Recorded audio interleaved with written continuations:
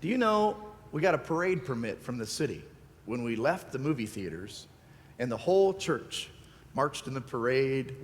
We had a police escort, and we walked a little quarter mile from the Dollar Theater down here to this campus.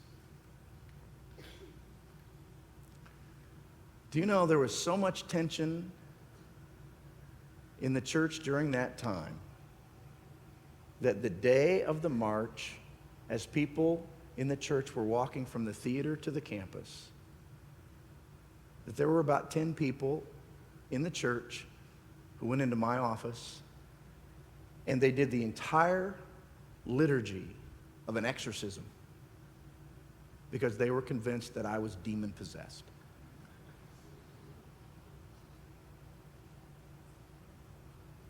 I don't know what hurts you.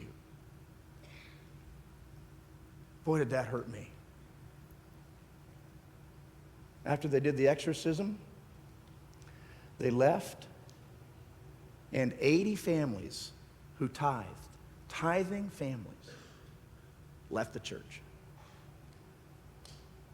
They marched in the parade, did the exorcism, and left. And I cried and cried and cried on the day of celebration when we went from the theaters to our campus. There are times in your life when your face is drawn with misery. Times when you curl up and you don't know how you're going to go on because you've been betrayed in your marriage, because death has come too soon to someone you love, because a friend has betrayed you.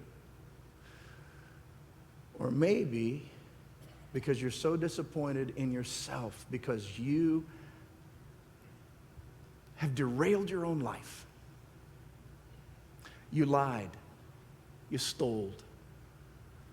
You cheated on your spouse. It's one of the reasons we're studying the 10 Commandments on Thursday over the next 10 weeks. If you don't know what will put your life in the ditch, you can end up in the ditch and not even know why. Sometimes others hurt me, sometimes I hurt myself, but we all know what it is to have our faces drawn with misery. When we curl up, and I remember so well coming here and sitting in my office, laying my head on my desk and weeping, saying, God, I don't know what to do. I don't know what to do.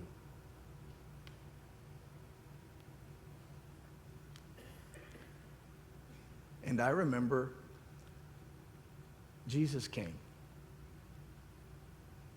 I remember that God came,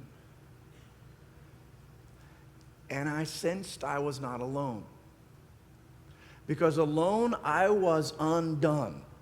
But I had this sense, I am not alone. God sees my tears. God knows my heartache. God knows my brokenness. God knows my sorrow. And like these men on the road to Emmaus, I may have had the temerity to say, do you know what's happened? Do you know what's happened, Jesus? My friends left. They did an exorcism here. You know what's happened? And he knows. These on the road to Emmaus said, do you know, are you the only one who doesn't know what's happened? Do you realize what's happened? Yes, he knew. It happened to him. His back was laid open with the lash. His wrists and ankles nailed to a cross. A spear was thrust in his side. He was crucified. He knew what happened. Are you the only one who doesn't know what's happened? Oh, he knew. And had it been me, I would have said, you boys sit down, I'll tell you what happened. You don't know the half of it. But not Jesus. They said, are you the only one who doesn't know? And Jesus said to them, when they said, don't you know these things that have happened? Jesus said to them, what things? He knew full well. But he said, what things? God knows what's happened. God knows your disappointment and your heartache. God knows the betrayal and the brokenness. God knows what happened. He knows why it happened. He knows how it happened. God knows. But like these on the road to Emmaus, God says, what things? You tell me. I want to hear from you. I want you to say to me what's in your heart. I want it from your lips. Talk to me. And so they did. And so I did. God, here's what's happened. And I poured my heart out. And I said, I can't go on without you. Stay close to me. Please, Jesus. Like these two on the road to Emmaus who said,